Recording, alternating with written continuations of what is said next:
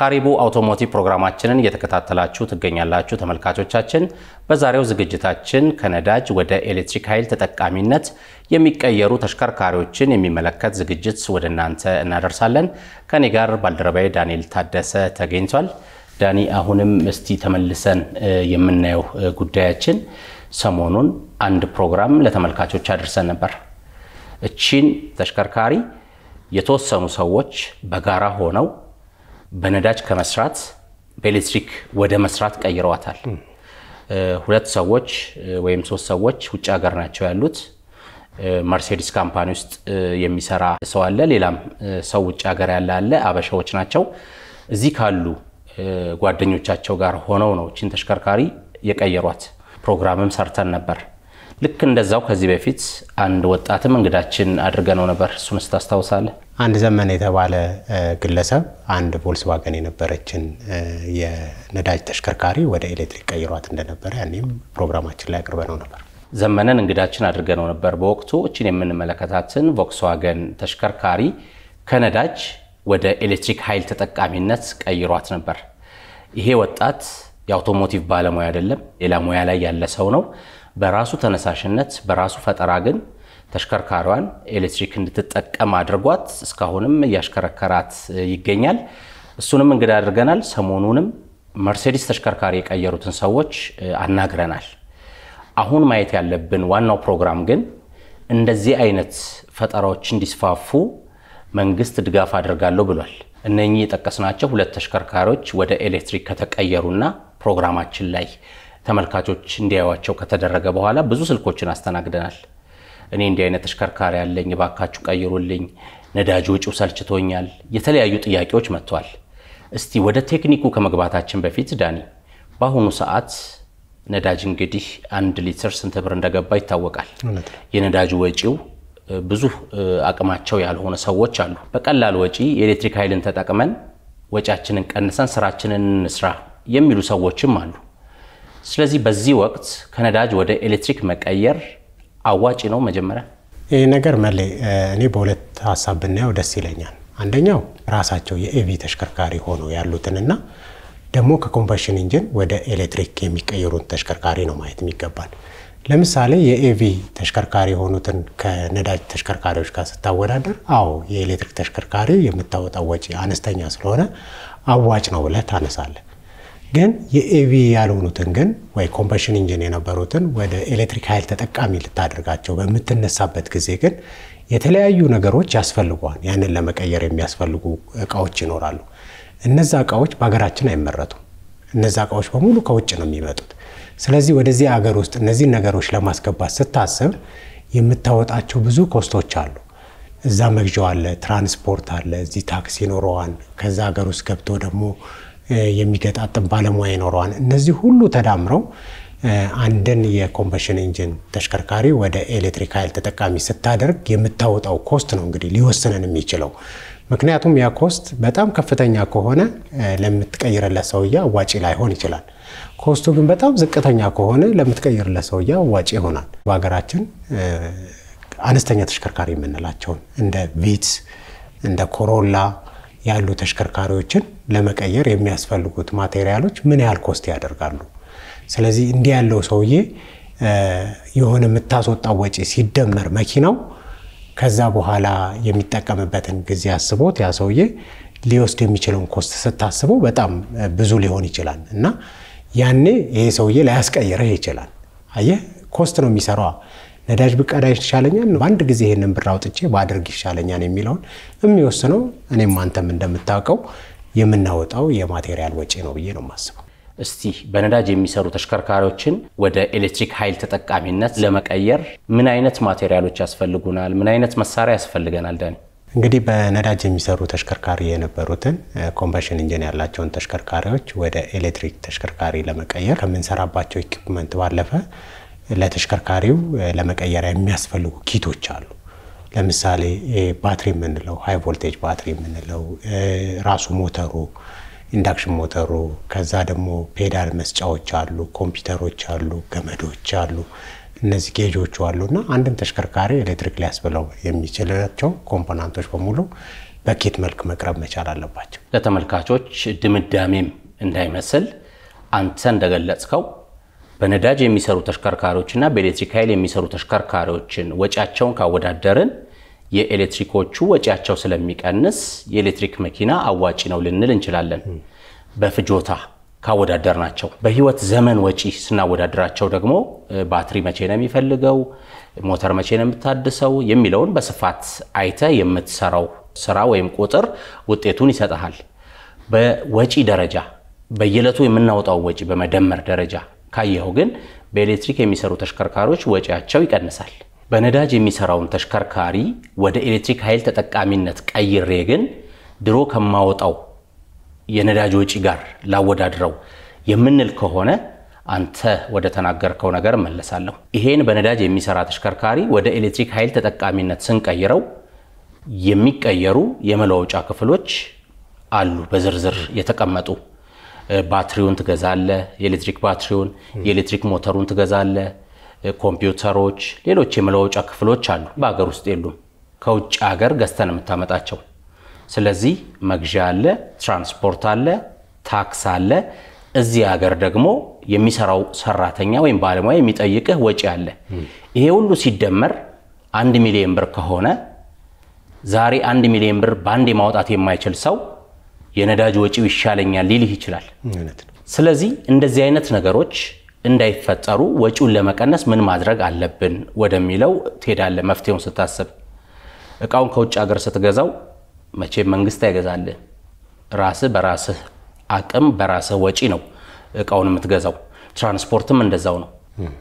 መንግስት በኤሌክትሪክ ኃይል የሚሰሩ ተሽከርካሪዎች ወደ ሀገር ውስጥ ሲገቡ ታክስ እንዳይጠየቅባቸው አድርጓል ለማበረታታት።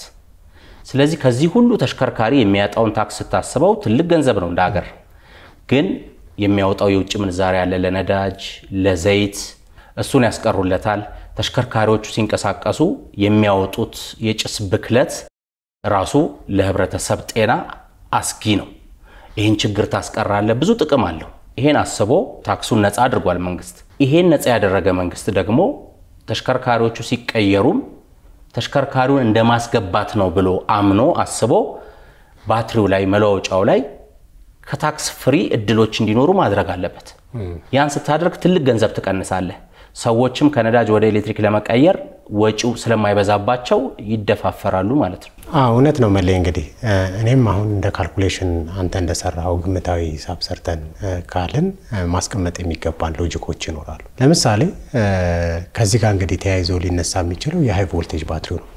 ከፍተኛ ወጪ ያለው፣ ከፍተኛ ብር የሚጠይቀው።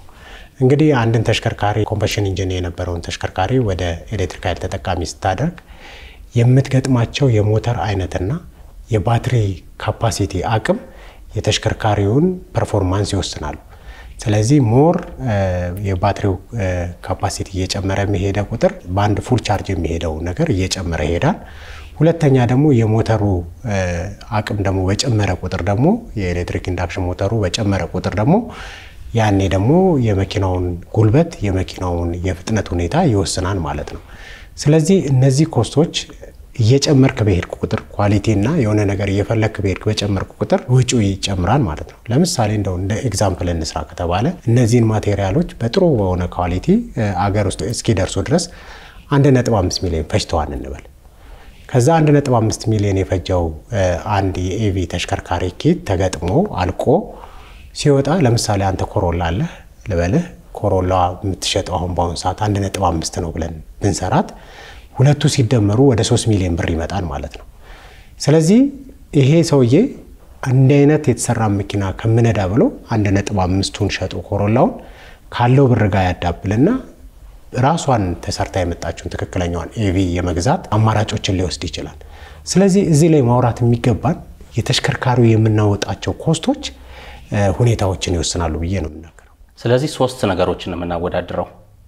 በነዳጅ የሚሰራ ተሽከርካሪ፣ ከነዳጅ ወደ ኤሌክትሪክ ኃይል የተቀየረ ተሽከርካሪ፣ ራሱ ሙሉ ለሙሉ አምራች ካምፓኒው በኤሌክትሪክ የሚሰራ አድርጎ ወደ ሀገር ውስጥ ያስገባ ነው ተሽከርካሪ። ስለዚህ ከ3ቱ የትኛውን ልጠቀም ሲል አንድ ሰው እጁ ላይ በነዳጅ የሚሰራ ተሽከርካሪ ካለው መቼም አይጥለው እሱን ቀይሮ ወጪ ቀንሶ መጠቀም እድሉ ካለው የመጀመሪያ ምርጫው ያረጋል እድሉ እንዳያደርገው ወይም ደግሞ መጠቀም እንዳይጀምር የሚያደርጉ ነገሮች ታይተው ችግራቸው ካልተፈታ ግን ያን አማራጭ አያየው ምክንያቱም ድሮ እንደነበርኩት በቃ የነዳጅ ወጪ ቢበዛም ያኛውን አማራጭ ወስዳለው ሊልህ ይችላል እውነት ነው በኤሌክትሪክ ኃይል የሚሰሩ አዳዲስ ተሽከርካሪዎችን ወደ ሀገር የገቡትን ልጠቀም ሲል ደግሞ ዋጋው በተለያየ መንገድ ከፍ የሚል ከሆነ እነሱንም አይመርጥም ማለት ነው ስለዚህ የህብረተሰቡን አቅም ወጪውን ታሳቢ በማድረግ በአገር ውስጥ አሁን ባለው መረጃ ከ1,500,000 በላይ በነዳጅ የሚሰሩ ተሽከርካሪዎች አሉ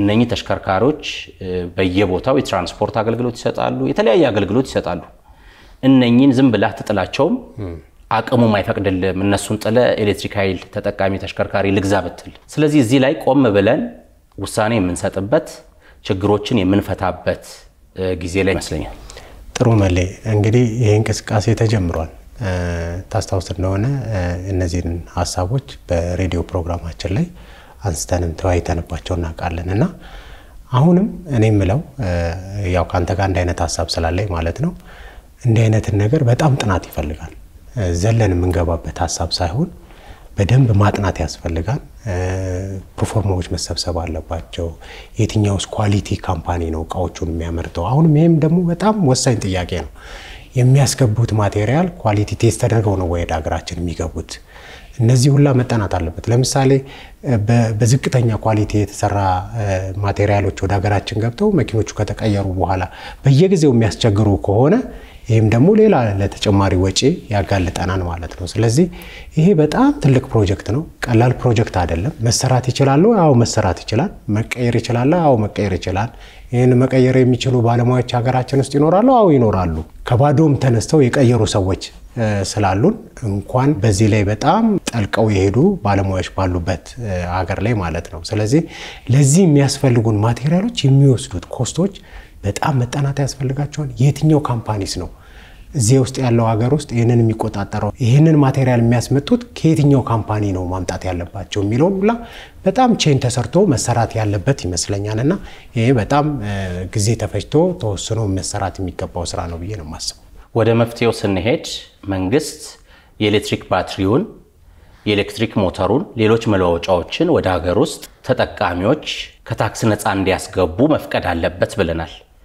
ለተሽከርካሪዎቹ ማበረታቻ እንደተሰጠው ከዛ በኋላ ደግሞ መግዣው አለ ትራንስፖርቱ አለ ማስቀየሪያው አለ ሰዎች ዝግጁ ላይሆኑ ይችላሉ መኪናውን ለማስቀየር ይሄን ያለ ገንዘብ ለማውጣት ላይዘጋጁ ይችላሉ የመንግስት ሰራተኛ የድርጅት ሰራተኛ ብዙ ሰው መኪና አለው ስለዚህ የባንክ ብድር በዚህ ስራ ላይ ሁሉ ሊመቻች ይገባል 2 ሚሊዮን ይፍች 1 ሚሊዮን ይፍች በነገራችን ላይ እንደየተሽከርካሪው አይነት ፍጆታው ይለያያል ለየትኛው ተሽከርካሪ 1 ሚሊዮን ለየትኛው 2 ሚሊዮን የሚለው እንደ መኪናው አይነት ይለያያል ስለዚህ ባንኮችም እዚህ ላይ ስራ መስራት አለባቸው በጣም ጥሩ እንግዲህ ባንኮቹም ይሄንን ለማገዝ በሚሄዱበት ጉዳይ ላይ ይሄ ስራ ፕሮጀክቱ ቀላል ስላልሆነ በጣም ብዙ ባለሙያዎችን ማሳተፍ ያስፈልጋል ብዙ በዚህ ላይ ዕውቀት ያላቸውን ሰዎች ማሳተፍ ያስፈልጋል እንዲሁም ደግሞ ከውጭ ሰዎች ጋር ደግሞ የዕውቀት ሽግግር ማድረግ ያስፈልጋል የቀየሩ ሀገሮች እየተጠቀሙ ያሉት እንዴት ነው የሚለው የውጭውን ጥናት በደንብ ማየት ያስፈልጋል ስለዚህ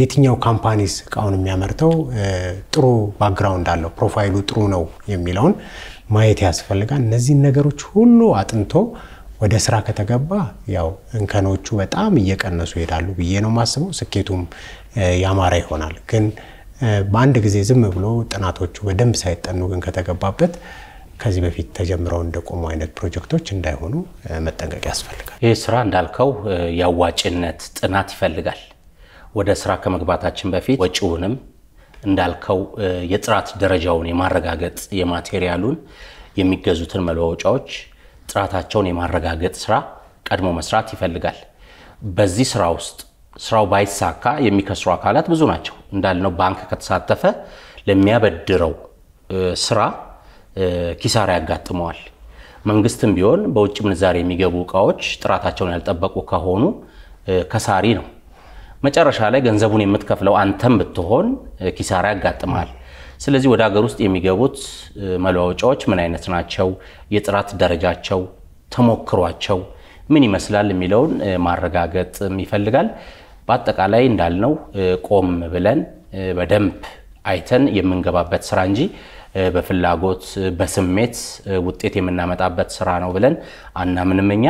ሌላው ደግሞ ሲቀየር የሚቀይረው ባለሙያ ባለጋራጅ አለ። እቃ ስለገዛህ ተሽከርካሪው ከነዳጅ ወደ ኤሌክትሪክ አይቀየርም። የሚቀይርልህ ባለሙያስ ዋስትና እንዴት ነው? የሚሰራው ስራ አስተማማኝነቱ፣ ዕውቀቱ፣ ውጤቱ እንዴት ነው የሚለውን ማየትም የሚያስፈልግ ይመስለኛል። ይሄን ስታይ ደግሞ ባለሙያውን በዕውቀት የማብቃት በመሳሪያዎች የማብቃት የማገዝ ስራ አሁንም ከመንግስት የሚጠበቅ ነው። እውነት ነው መለይ። እንግዲህ እንደዚህ አይነት ስራ ሲሰራ ትልቅ ፕሮጀክት እንደመሆኑ መጠን አገራችን ውስጥ ባለሙያ የለም ብዬ አላስብም። በጣም ብዙ መስራት የሚችሉ አቅም ያላቸው ባለሙያዎች እንዳሉ አምናለሁ።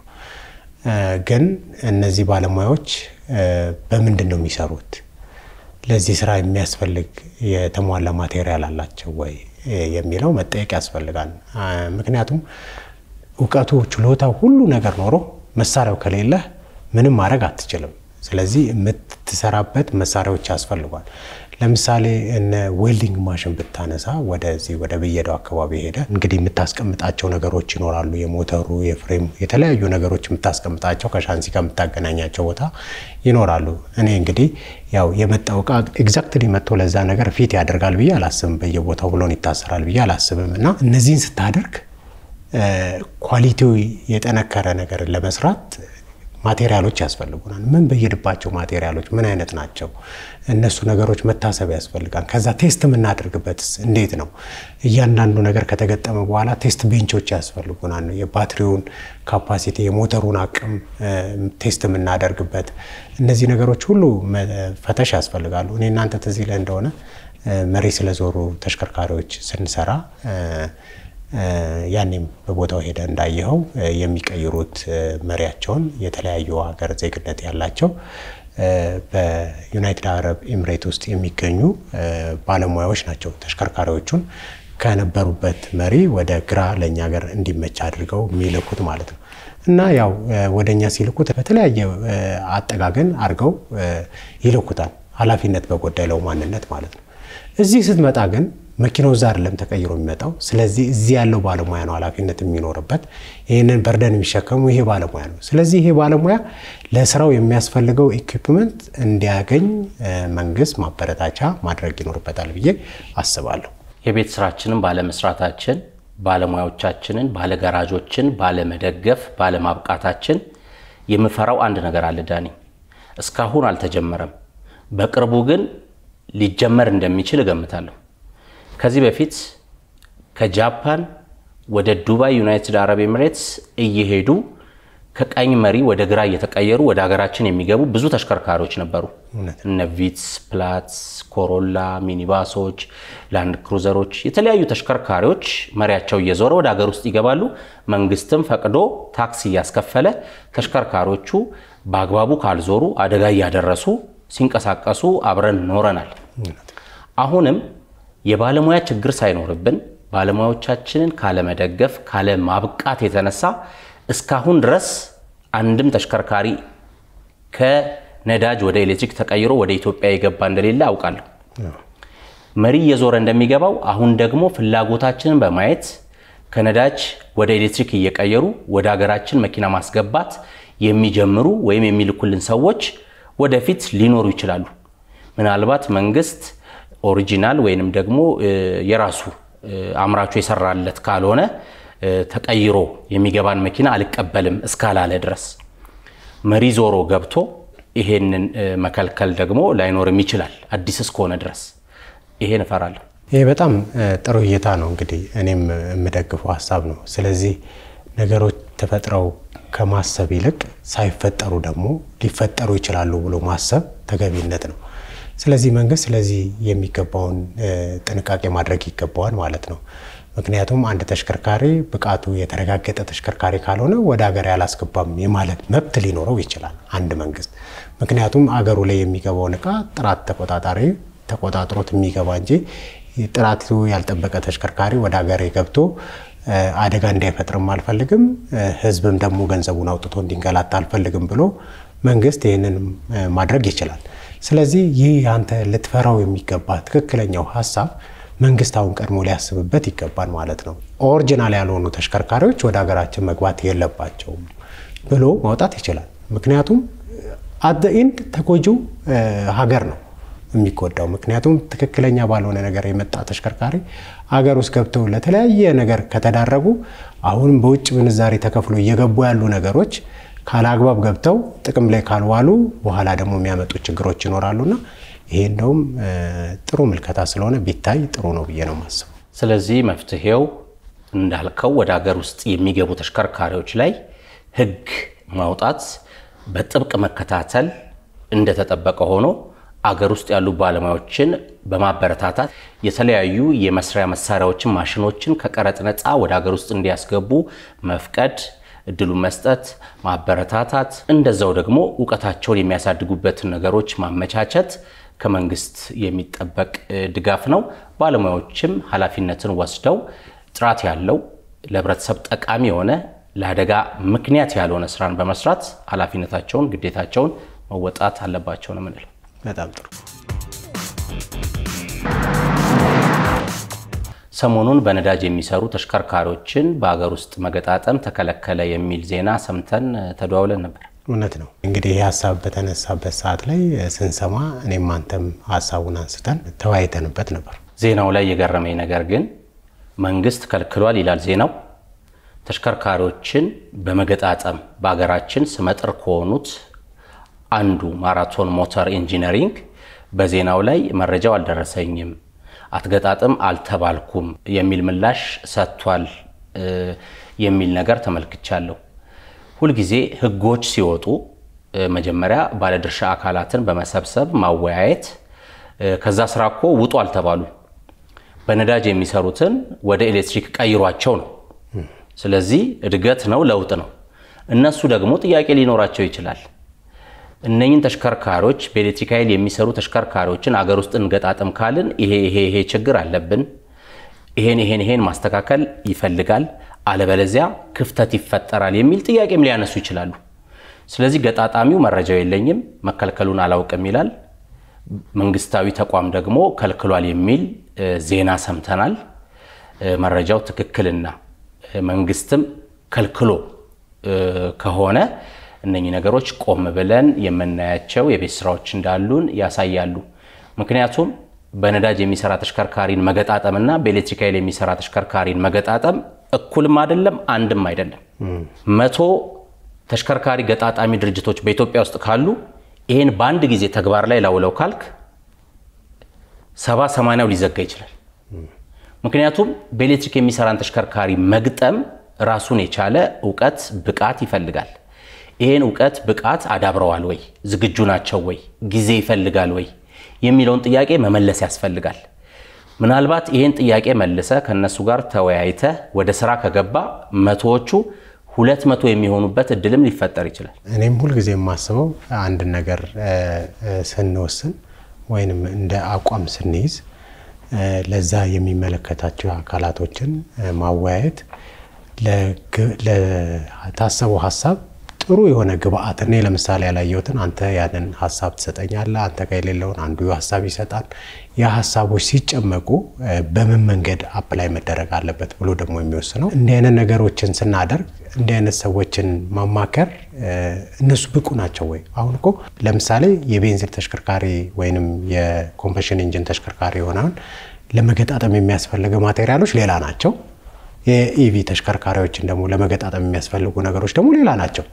ስለዚህ ይሄ ተቋም ለኮምፕሬሽን ኢንጂን ነው። ስለዚህ ወደ ኢቪ ለመሄድ ደግሞ ጊዜ ያስፈልገኛል፣ እነዚህ ነገሮች መቀየር ያስፈልገኛል፣ የሚያስፈልጉ ተጨማሪ ማቴሪያሎች ይኖሩኛል የሚል ሐሳብ ይኖረዋልና እነዛን እንዴት አድርገን እናግዛቸዋለን? አሁን ለምሳሌ እኔ ከምንም ተነስቼ ወደ ኤሌክትሪክ መኪና መገጣጠሚያ ከምገባ ይልቅ ከዚህ በፊት ኤክስፒሪየንስ ያላቸው የቤንዚን መኪናን በመገጣጠም ኤክስፒሪየንስ ያላቸው ካምፓኒዎች ትንሽ ብታግዛቸው የበለጠ ሊራመዱ ይችላሉ። ምክንያቱም አንዱን እርምጃ ተራምደዋል፣ ሁለተኛውን ለመራመድ እነሱ ይፈጥናሉ። እኔ ገና አንዱን ተራምጄ ሁለተኛው ላይ እስከደርስ ድረስ እነሱ መፍጠን ይችላሉና እንዲህ አይነት ነገሮች ሲደረጉ በደንብ መወያየት ያስፈልጋል። እንዳልከው ገጣጣሚ ካምፓኒዎቹ በኤሌክትሪክ የሚሰራ ተሽከርካሪን ለመገጣጠም የሚያስፈልጋቸው ግብአት፣ መሳሪያ፣ የእውቀት ዝግጁነት እንደዚሁም ደግሞ ከዚህ በፊት የነበረው የነዳጅ ተሽከርካሪ ለመገጣጠም የሚያስፈልጋቸው እውቀት፣ ሌሎች ማቴሪያሎች አንድ አይነት አይደሉም። እነኚህን ለማስተካከል እነኚህን ለማዘጋጀት ጊዜ ይወስዳል።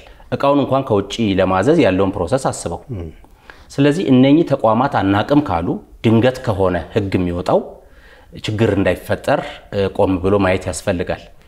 እንደኛ እይታ በማበረታቻ በሂደት በጊዜ ሁሉንም ወደ አንድ የምትፈልገው ቦታ ልታመጣቸው ትችላለህ። ዛሬ ዝግጁ የሆኑ አቅም ያላቸው ተቋማት፣ ድርጅቶች ልዩ ማበረታቻ ቢደረግላቸውና ወደዚህ እንዲገቡ ቢደረጉ ቀጣዩ ደግሞ እነሱን ያየ ሊከተል ይችላል። አለበለዚያ እንደዚህ መገጣጠም ቆሟል ካልክ አንድ ከባድ የጭነት ተሽከርካሪ ወይም የትራንስፖርት አገልግሎት የሚሰጥን አውቶቡስ የሚገጣጥም ተቋም ብቻውን የሀገሪቱን የተሽከርካሪ ፍላጎት አይሟላም። ልክ የቤት ተሽከርካሪ ላይም ስትሄድ እንደዛው፣ የስራ ተሽከርካሪ ላይም ስትሄድ እንደዛው። ስለዚህ ቆም ብሎ በምክክር የሚፈታ ችግር ነው ብለን የራሳችንን ሐሳብ መስጠት እንፈልጋለን። መልካም።